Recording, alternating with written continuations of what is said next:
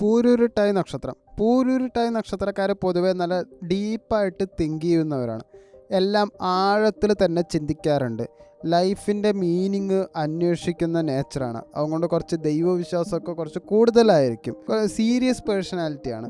അങ്ങനെ തമാശ ഇവരധികം പറയാറില്ല. എപ്പോഴും മെച്ചുവേർഡായിട്ടുള്ള ഒരു ആറ്റിറ്റ്യൂഡാണ്. സ്ട്രോങ് ഇൻറ്റ്യൂഷൻ എപ്പോഴും ഉണ്ടാവാറുണ്ട്. ആളുകളെ മനസ്സിലാക്കാനുള്ള കഴിവ് നല്ല കൂടുതലാണ്. ഫ്യൂച്ചറിലേക്കുള്ള സെൻസ് നന്നായിട്ടുണ്ടാവും. ഭാവിയിൽ എന്ത് നടക്കും എന്നുള്ള ഒരു ധാരണ നിങ്ങൾക്ക് എപ്പോഴും ഉണ്ടാവും. ഇൻഡിപെൻഡൻ്റ് നേച്ചറാണ്. സ്വന്തം വഴി തിരഞ്ഞെടുക്കും. ക്രൗഡ് ഫോളോ ചെയ്യില്ല.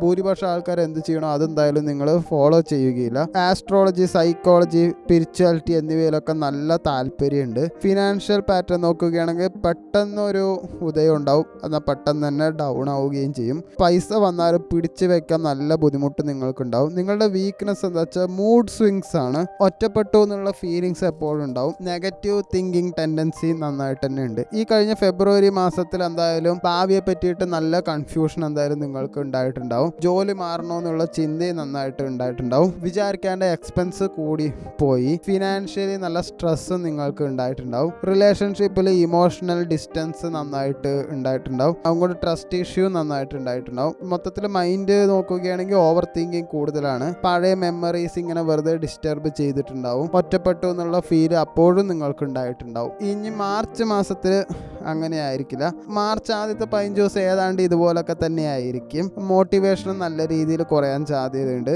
അതുകൊണ്ട് ഒരു കാര്യം ചെയ്യുമ്പോൾ അതിൽ ഫോക്കസ് നിങ്ങൾ കൂടുതലായിട്ട് കൊടുക്കേണ്ടി വരും. മാർച്ച് 15 ശേഷം പുതിയൊരു ഓപ്പർച്യൂണിറ്റി ചാൻസ് നന്നായിട്ട് തന്നെ ഉണ്ട്. കരിയറിൽ ഡയറക്ഷൻ എന്തായാലും ക്ലിയർ ആകും. ടീച്ചിങ്, കൗൺസിലിംഗ്, ക്രിയേറ്റീവ് ഫീൽഡിലൊക്കെ നല്ല ബെനിഫിറ്റ് ഉണ്ടാവും. മാർച്ച് 20 ശേഷം എന്തെങ്കിലും ഒരു തീരുമാനം എടുക്കുകയാണെങ്കിൽ നിങ്ങൾ എടുത്താൽ മതി. ബിസിനസ് പരമായി നോക്കുകയാണെങ്കിൽ പുതിയ പ്ലാനിങ് ചെയ്യുകയാണെങ്കിൽ അതെന്തായാലും നല്ലതാണ്. പാർട്ട്ണർഷിപ്പ് ആയിട്ടുള്ള ബിസിനസ് എന്തായാലും അവോയ്ഡ് ചെയ്തേക്കും. മാസം അവസാനം ഒരു ചെറിയ പ്രോഫിറ്റ് കാണാൻ സാധ്യതയുണ്ട്.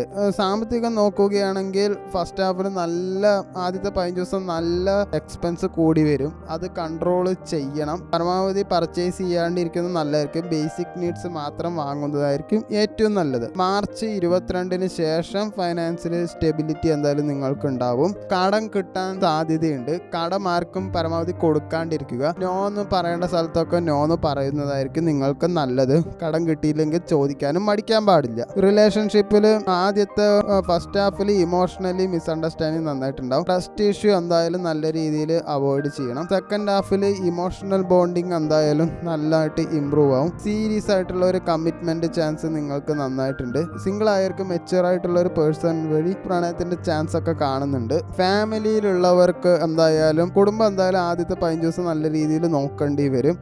എല്ലാം നടത്തി കൊടുക്കേണ്ടിയും വരും. മാസം അവസാനമാകുമ്പോൾ കുറച്ച് സമാധാനം എന്തായാലും നിങ്ങൾക്ക് കിട്ടും.